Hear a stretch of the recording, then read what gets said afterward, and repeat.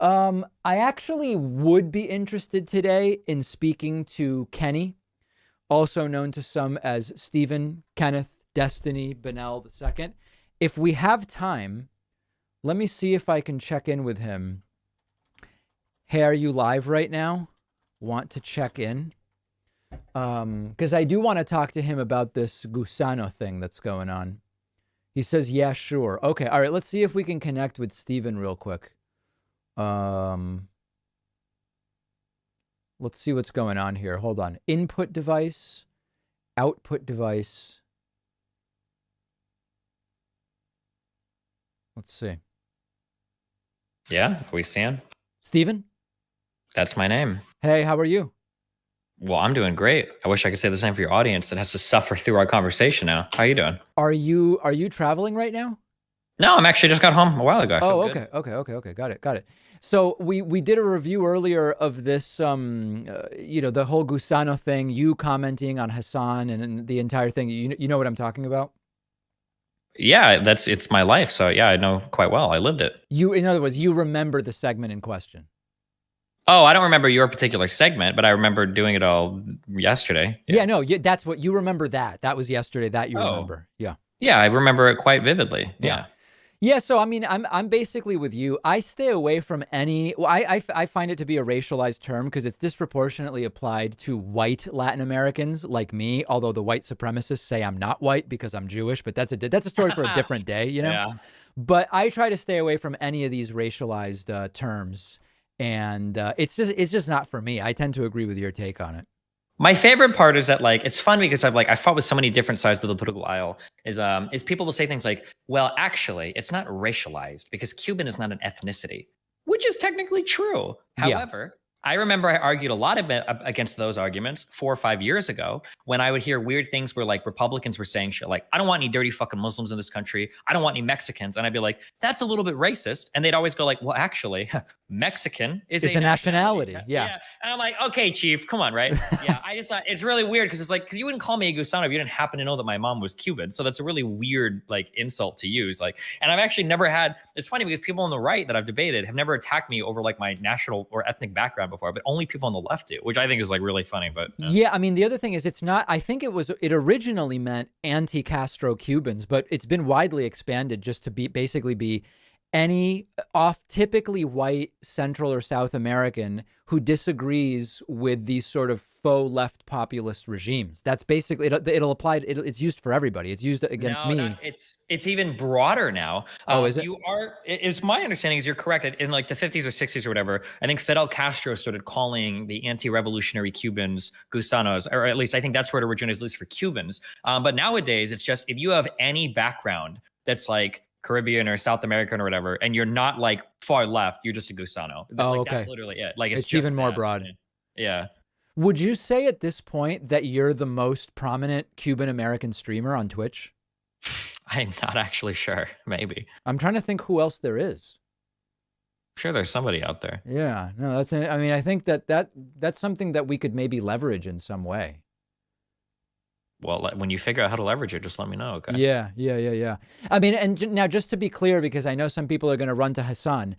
I'm glad to talk to Hasan about this. I would have him on. I have no. This is not. I'm not involving myself in any. I think it's just an issue about which we can disagree. Mm-hmm. Right? Or is that not your take? The problem is that, like, I mean, at the end of the day, I actually don't give a fuck about it that much. I just think Really? it's funny that people that like woke signal so hard over so many things will like are frothing at the mouth to like try to call me some type of weird slur. I think it's really Frothing. fucking funny. Whoa. Yeah, but I mean, at the end of the day, it's what it is. What it is. Whatever. Been called worse things by lefties. So. What else? Like, what arcs are you currently involved in? Well, I don't know. I guess. Well, right now we're doing the Cuba stuff a little bit, where Yeah. people think that the embargo that we've had for 60 years has just like now magically caused all this horrible shit to happen in Cuba, and it couldn't have possibly been anything else. It's definitely the embargo. And then I don't know, other random shit has been going on. Just been talking about. Yeah, my take on, I mean, I don't know exactly what you've said about Cuba, but my take on Cuba has been the following. I've been against the embargo for a long time because I think it's hypocritical and it also is not going to achieve what it was originally meant to achieve, which is to like force a change of the system of government in Cuba. At the same time, I'm a progressive and I'm an anti-authoritarian. So there's no planet on which I'm going to say the 50-year military regime where the leaders wear the military uniforms and there's no real elections. I'm for that in any way. And somebody called me up and said, yeah, but David, you're not understanding that Castro came to power because of real Cuban protests against a terrible administration that was in place in the early 50s. I'm completely on board with that, but I'm not going to support the 1959 to 2021 regime. Like, that's just, there's nothing progressive about that. Yeah, I mean, I'm not a fan of the current government, but maybe I'm just optimistic. I feel like the embargo is really dumb. Like, it's hard for me to imagine that, like, Cuba is so close to the US. Like, if we were trading and we had like a fucking ton of tourists flying back and forth and shit, do we not think that, like, as the economy liberalizes, the people would chill a little bit more? Like, I don't know.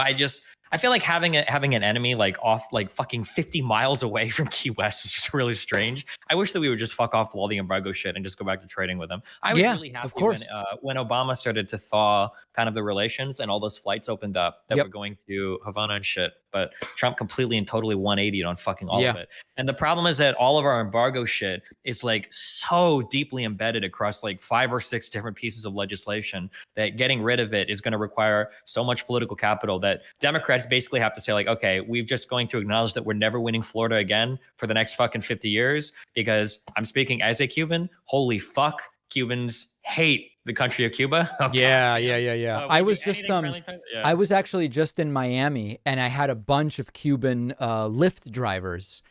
And, you know, it's very interesting because they're not Republicans in the wacky Trumpian sense, where like the first 70% of my conversation with them was very, very reasonable. And then all of a sudden it's like, oh yeah, they voted for Trump because they saw Biden as an actual communist who was going to play coy with Cuba. It's a weird thing because it's not like meeting some QAnon conspiracy theorist. You know, it's a very, it's a unique thing, actually, Cuban conservatism.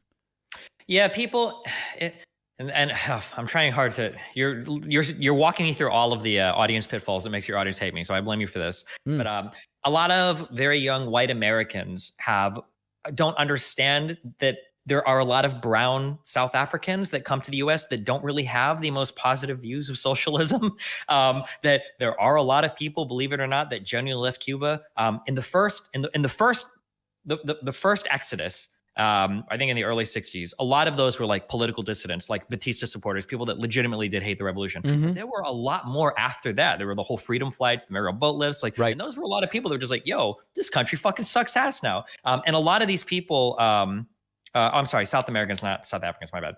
There were a lot of people that legitimately left because, like, yeah, my bad, because the country is legitimately falling apart. And then same thing with people that come from like Venezuela and shit. Like, there are a lot of people, there are a lot of brown South Americans that have really bad experiences with like socialist regimes. And then when they come to the US and you've got all these like young white kids that are the most capitalist iPhone posting, tweeting motherfuckers in the world, talking about how great socialism and communism and shit is, a lot of these people look at them, it's like, I don't know about that, chief. Not to say that anybody's right or wrong. I'm just saying that their lived experiences aren't going to jive well with like the, you know, terminally online incessant Twitter poster. Yeah, this is actually, there's this assumption, I think the right loves to play this up, but sometimes the left also believes it, that basically immigrants to the US are just liberal, period. And there's a bunch of different groups where it's not the case. Like, for example, I had a Chinese caller recently who explained, I think he's in his 20s, parents, you know, whatever, however old that would make his parents, that a lot of those Chinese immigrants are of that generation are also sort of like center right. Again, they're not QAnon people. They're not. It's not that. They're not evangelical Christians or anything like that. But they're sort of center right. I have a Ukrainian friend who said basically all of his Russian friends, not Ukrainian but Russian friends, they're all Trump people. Even in relatively blue states like New York, Connecticut, and Massachusetts, the immigrants are not just uniformly on the left the way many people think. Yeah, like the problem, this is actually scary for me because like I think that the Republican Party has a huge crisis right now because it's not really the Republican Party. There's a lot of those people that are literally now just Trump loyalists, period. Yeah. And so you're seeing this weird thing happening in the Republican Party where all these Republican lawmakers, they still have to simp for Trump because they have to, because they're all of their, they're, otherwise they're never getting elected again. I feel like one of the only ways the Republican Party can kind of like work its way back, and Trump did a really good job at this, and the left did a really bad job at this, is appealing to right-leaning voters. Or, I'm sorry, not right-leaning voters, right-leaning voters of color, I guess. Okay, yeah. Like people on the left don't realize this, but when it comes to social issues, like I don't know, persons of color, non-white voters in the United States tend to fall more to the right than the average white person, whether we're talking about stuff like gay marriage or LGBT acceptance or whatever, or like things like traditional gender roles, right? Again, as somebody that's Cuban, like I've heard, like I think my sister might have even had a it's at a quinceañera, I think, where they celebrate like their 15th birthday party. Yeah. There are people that still do this shit that are very traditional or whatever. And I've always said this with Republicans, it's the big danger. If Republicans could just stop being so fucking racist, right, they would actually have so many allies in like the Islamic communities and in the Black communities and in like the Mexican communities that come up to the United States. Like you would have so many allies there if you could just look past the fact that they're a different skin color than you. Right. With under Trump, that started to happen. There were a lot of Hispanic people that surprised people in the U.S. Like, wow, a lot of these motherfuckers are voting Republican. What's going on? Also, ACAB and get rid of all the police. I was like, okay, well, Yeah, there's a bunch of stuff there. I mean, the Prop 8 vote in California exposed that there's definitely the potential that the Republican Party could do much better with Black voters who, because of religious connections, were not thrilled with the idea of gay marriage when the Prop 8 vote took place. Central and South Americans overwhelmingly Catholic, although it's important to know that like Central and South American Catholics are not necessarily Catholics in the sense that we sometimes imagine in the U.S., but still, if there was better outreach from the Republican Party, there's a real risk that many of them would vote that way. And obviously the Florida 2020 was an example of that.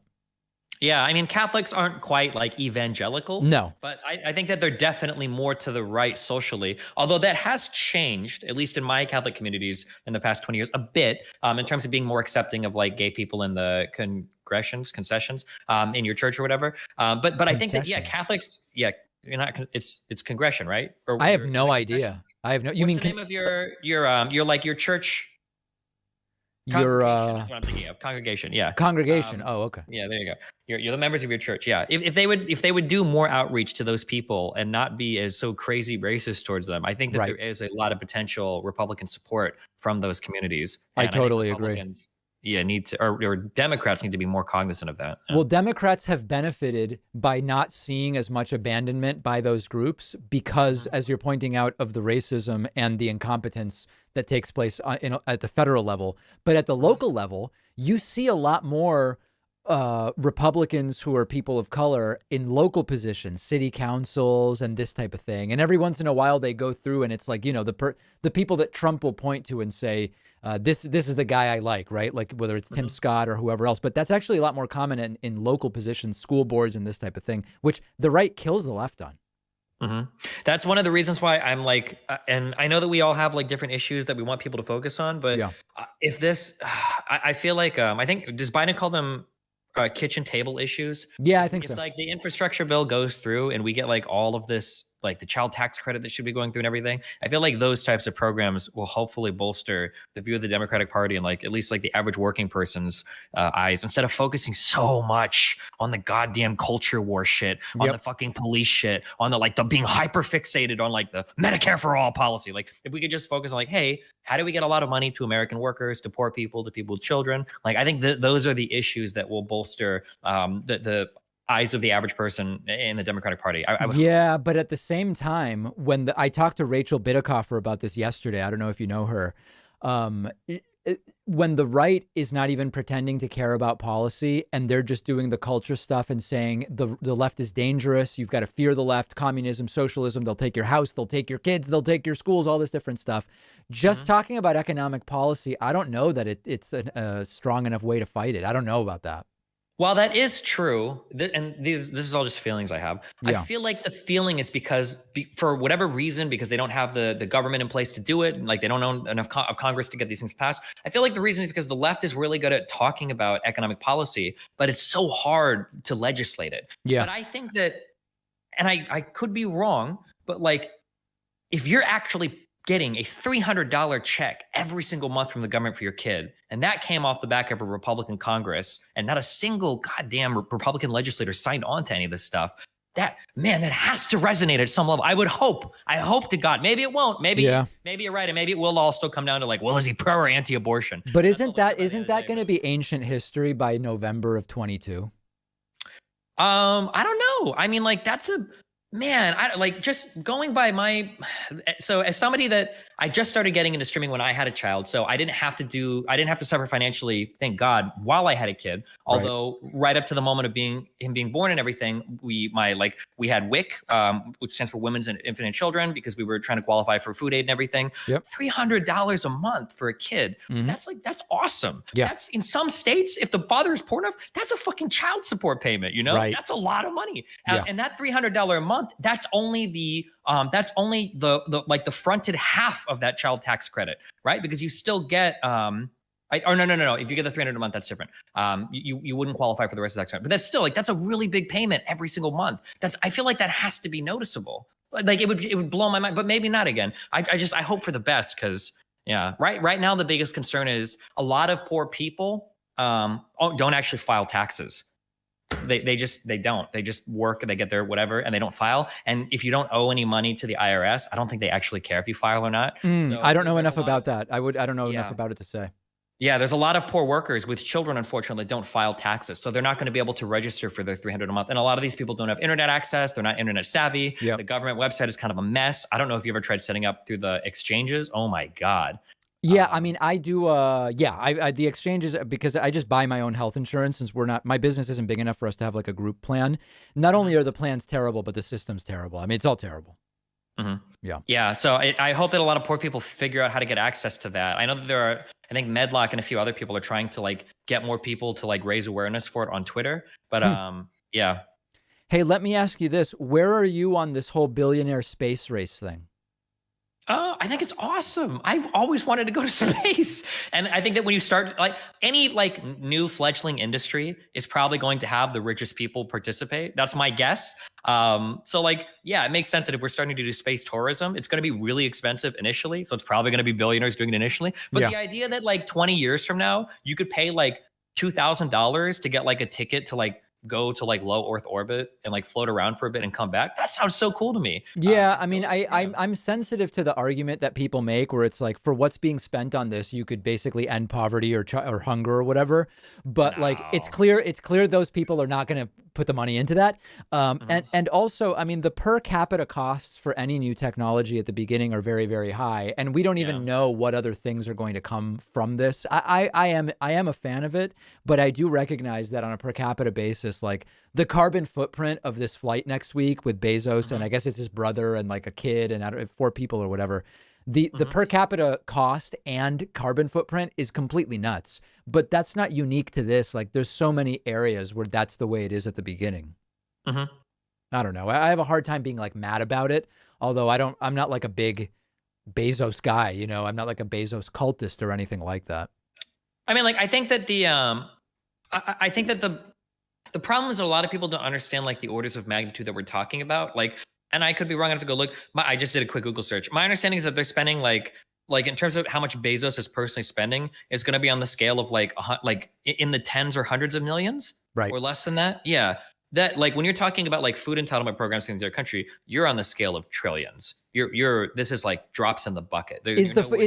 Are food stamps trillions though? I'm not sure about that.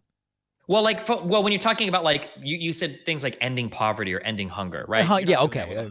You're not doing it with $100 million. No, you're right about that. You have to get into at least the like tens or hundreds of billions, most likely the trillions, before you even begin to touch that. You know? Yeah, no, I don't disagree with that. Well, wow. Okay. I mean, it seems like things are, do you feel like you're in an upswing right now from the standpoint of your streaming business and everything that you're doing? Is it a lull? Is it a decline? I've chilled for a few months, just like playing a lot of League, because this platform scares me, because I never know if I'm gonna get banned for saying something that I think is non-controversial. But I just got back from a vacation, so we're watching stuff, we're reading stuff. Yeah. Did you go anywhere interesting? I went down to Key West. Oh, really? For a few days. What Yeah. is it like there? I was just in Miami, and there were, I didn't see too Wait, just many. in Miami when? I was there June 25th. Oh, okay, okay. I was in Miami, I guess like a week ago. Just Oh, make sure I okay. didn't miss you again. It was pretty Um, nuts in Miami. I'm not gonna lie. what do you mean by nuts? I don't know. It's just let me just put it this way: if I were not vaccinated, I would have been very stressed during the trip. Oh yeah, that well, Florida's been like that the whole time. Yeah. It wouldn't surprise me actually if Florida was safer than most places now because most of those people have probably been fucking affected by now. Right. Yeah. They're Um, not vaccinated, but they may have the recovery immunity at this point. How many vaccines have you gotten so far? so I just did my third. I just finished my third second shot of the Pfizer one. So you're up to I 6. Okay. no, oh, just the Pfizer. Okay, do you only watch? Re- oh God, I was gonna make a Lord of the Rings joke, but I don't remember the names of the movies. Hello. Um, yeah, I got a lot of vaccines. No, I had my 2 Pfizer shots a while ago, and I feel pretty okay.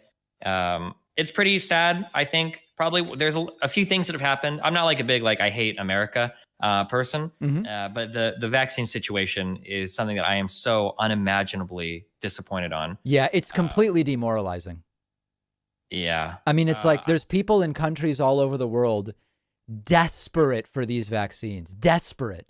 And here Mhm. it's like you can just walk in anywhere and it's just like, nah, I don't think I'm going to get it. Nah, just not going to get it. Like my understanding is that people in like even Canada or Sweden, you'll get like you book an appointment for a vaccine, and then like 2 months later you'll get the first shot, and then Right. you get your second shot like 2 months later.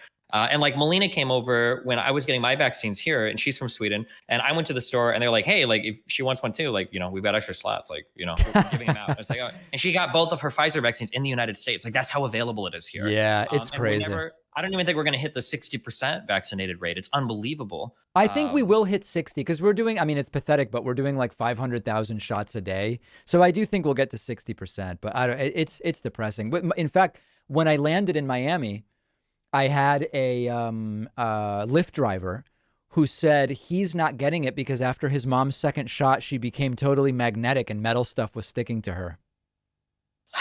David, my mom when I talked to her last was saying because my dad had to get a shot because he works at security at a nuclear power plant, and so they have teams and stuff, so they have to be vaccinated so they don't get sick. Mm. And my mom actually told me that like she was waiting a little bit to stick a magnet to my dad's arm because she hasn't gotten vaccinated yet, and she's like 65. Oh, is that And right?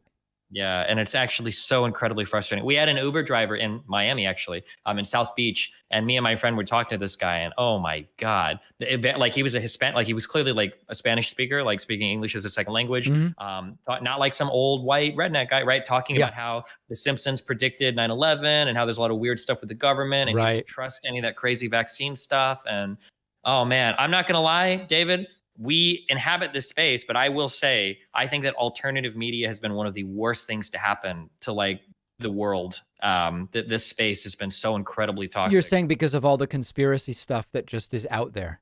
and it goes, and there's just there's one key. Okay, I'm curious if you get. There is one key thing that separates alternative media from mainstream media. Do you know what that one thing is? It's a word. It starts with the letter A. Assholes? No, accountability. People Ah, talk about how like, yeah, mainstream media messes things up, and they do, but there is no accountability in alternative media. You can be like James O'Keefe is a really good example. You yeah. can get one thing wrong after another, after another, after another, after, and who cares? It's still O'Keefe. It's still Project He's, Veritas he's doing the still same like shit. a top guest at CPAC or whatever. Yeah. Yeah, it's insane. No, And that's crazy. yeah, I remember 5 or 6 years ago. This should have been like the dawning moment for me when because I grew up listening to Rush Limbaugh, Michael Savage, Glenn Beck, all the conservative guys. And my mom, I asked my mom, I was like, "Hey, have you listened to Glenn Beck recently? How do you feel? Because he's pretty anti-Trump, So I'm curious what you think about him." And my mom was like, "Oh, I don't really listen to conservative stuff like that anymore." And I actually Right. was so happy. And I was like, They "That's moved awesome." on to online conspiracy nuttery though. Correct. They moved Yeah. on to Facebook memes. Yeah. Right. Right. Right. Right. No, that's really it's crazy what's going on. It's just completely insane. Mhm. What are It your is spots so that you like in disappointing. South Beach? What are your what do you like doing there? I just have friends that live there, and then Melina like really likes the beach. She's like a big beach person. Yep. So Any restaurants that you recommend? there's a Cuban one my mom likes to go do, but it's way south in Homestead. It's called Mario's. But Oh, it's not in South Beach. no, no, no. In Oh, terms of okay. like what's in South Beach, I don't even know where we went. I think we just go to like chain restaurants, like steakhouses and whatever. Are you serious? Oh, so you're like a Ruth's Chris guy and stuff like that? Yeah, or like a what's the other one called? Like, is it Fleming's? Am I making that up? I have no idea. Yeah, they like stuff like that. I'm sure there's Now probably here, good like. I'm interested because you're a gentleman of a certain level of worldliness, and you're cosmopolitan and all of these different things. What makes you think, hey, I'm in South Beach, there's all these one-off restaurants and all this stuff, I'm gonna go to a chain? How do you what's going on that's what you do? Well, normally I just don't care that much, and I don't want to wait outside in the humid, muggy heat for 35 minutes to get a seat somewhere. So, Huh. Are yeah. you familiar with Open Table? There's like 30 of those apps on your phone. Maybe next time if I would have planned out more, maybe I'll do it. Okay. Yeah, next time. I mean, there's so many great places. Like, do you like sushi? You got Blue Ribbon Sushi in I South hate Beach. seafood. Oh boy. Yeah. Silvano's, which they had a fire, unfortunately, but it's like a great Italian place, and you've got the sandwichery. I mean, there's just, I think we've got to work on this as the most prominent, I would argue, and I will stand by it, Cuban American streamer currently on Twitch. I Yeah. think, we need to equip you for some of these cultural experiences down there. Yeah. If you ever have recommendations, if people recommend me a restaurant, I'll go every time Yeah. for sure. It's just a Yeah. matter of like scheduling it and making sure it fits in with what I'm doing and everything. Yeah. Can I just very briefly ask about the seafood thing? Because not liking fish is often one of those like childish things that people grow out of. But I know that you're Yeah. from So, you're from Nebraska, so I'm assuming that it's a childhood based thing. yeah. So, like, here's my issue. Yeah, I think that growing up, eating seafood in the Midwest is way different than eating it on the coast. Because I've interesting. had like a lot of what I imagine is pretty good sushi now in LA. I had seafood in Cancun. It was good. Hmm. I Hmm. say quote unquote good, but I don't really care for it. But I Right. think in the Midwest, when You you get didn't like it, seafood, and you had no frame of reference, but it was pretty good. yeah, because seafood in the Midwest, I don't know how to explain this. Someone that has a very fishy taste, and it's very disgusting. Yeah. Like it's just ugh. But like eating fresh seafood on the coast, it's okay. And I've Hmm. eaten. I went with a friend. I don't know if you know him. He used to be MTV superstar Andy Milonakis. Pretty big deal. Yeah, that's a Um, huge deal. yeah, but he rattles me all the time because he's like, "Oh, you need to try more food, Steve." Because we're on a first name basis because we're really close and everything. Sure. Yeah. But he told me to go to a there was some sushi restaurant we went to where it was like it's like $200. The chef serves you like 15 different types of sushi. You Right. get to Right. choose Right. An whatever. Yeah. omakase, a chef's tasting menu. Yeah. Yeah, something like that. Yeah, and I ate it all, and I thought it was like okay, but I would never in my life go and order like good seafood over like a really good steak or something. Like I'm Wow. going to a steakhouse every time. That's just maybe it'll change in the future. When I went to Cancun, I ate seafood there, and it was like edible. I could eat it, not That's throw up. amazing. But it's just like, why would I ever get something like this over like a really good steak or some really good like fried chicken or some Yeah. really good Italian food or like I don't know why I would do it. Yeah. This take is scaring me. I'm not gonna lie, Kenny. Well, oh, apparently the place was called En Naka. I don't know if you've ever heard of that or whatever. Oh yeah, yeah, yeah. Right. No, I'm familiar with that. Yeah. Yeah. So, but supposedly it's like a little place. It seats like I think like 15 people. But yeah. Next time I'm in LA, let's me, you, and Andy go, and then I'll analyze and report back on the entire thing. Okay, sure thing. Yeah, good. By the way, next time I'm in LA, me, you, and Hasan, we're doing dinner again, right? Is that happening? Yeah. Let me know when he agrees to that, and I'll be there. Okay. Yeah. Okay. Good. All right, Steven. It's always a pleasure. It seems like things are really advancing over there. Thanks. I try to advance things as much as I can. All right, we got Biden and Merkel coming up, so you and I can catch up soon. Okay. Well, I love you, buddy. Stay safe. All right, take care. Love you. See ya. Bye. Bye. All right, there is Stephen Kenneth Destiny Bonnell II. What an appearance. What an appearance.